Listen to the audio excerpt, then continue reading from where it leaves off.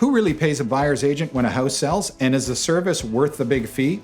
I've noticed a lot of confusion around this, and rightfully so. Hi, this is Frank Polsinello, owner and broker of record at RE/MAX Hallmark Polsinello Group.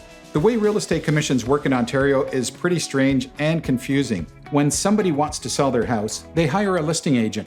Before that happens though, the listing agent negotiates a sales commission with the seller. Usually that commission is around 5% of the ultimate sales price. Now here's where things get a bit confusing. Of that 5%, a portion, usually half, will be allocated to pay the buyer's agent. Let's call that 2.5%. At this point, you might be thinking, why would the seller pay the buyer's agent's commission? That's a great observation, but let's hang on to that thought for a minute and continue on with the example. So the seller is paying a 5% commission when the sale is complete. 2.5% goes to their own listing agent, and 2.5% goes to the buyer's agent. That means the buyer doesn't have to pay anything, right? Well, on the surface, that's what it seems like, but the situation is much more nuanced, and here's why. Let's assume the house sells for $1 million. The buyer is the one who's providing the $1 million, of which 2.5% or $25,000 will be distributed to the buyer's agent. That means the buyer's agent's commission is baked into the sales price of the house. Now, if the seller didn't have to pay the buyer's agent's commission, then would the seller have accepted a lower sales price? Probably not. So ultimately, the buyer absorbs the costs of their own agent's fees. This brings up a whole host of questions that make you kind of scratch your head. Why do the seller and listing agent decide how much the buyer's agent should be paid?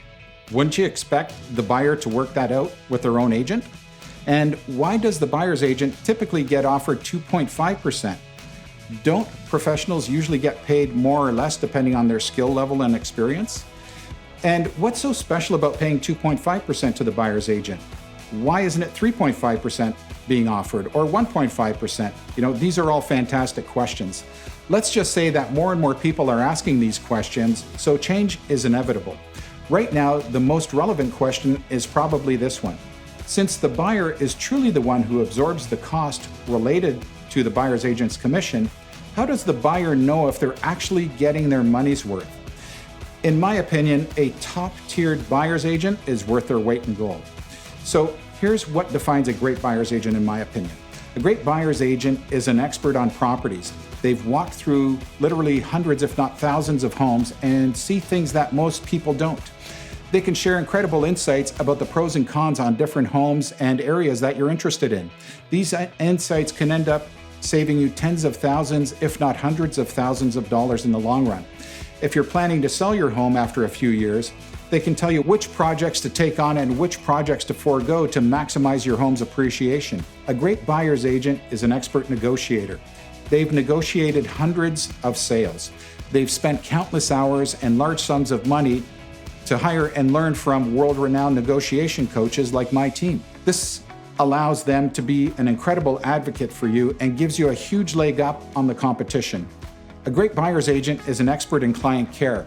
Buying a home can be a whirlwind. Without somebody guiding you who knows every single step inside and out, the process can be a stressful nightmare. A great buyer's agent is an expert on the market as well. They study the market like a football coach studies game tape. They can tell you what's overpriced, what's underpriced, and where the opportunities lie for maximum value for you. A great buyer's agent has a track record of outstanding results. They should be able to provide a long list of recent clients they've helped and the specific results they've generated for each of those clients. Maybe they helped their client win a bidding war, even though they didn't have the highest offer. Maybe they helped them negotiate huge concessions from the seller after a building inspection report. Maybe they saved the sale from falling apart by knowing how to quickly and effectively address major issues that came up during closing. Now, you know who truly pays the buyer's agent at the end of the day and how to select a buyer's agent who is a worthwhile investment. If you're thinking about buying a home this year, my team and I would be happy to guide you through the process. You can find me, Frank Polsinello, at polsinello.ca, or you can call or text me at 905-830-9111. Thank you, and I hope you have an incredible day.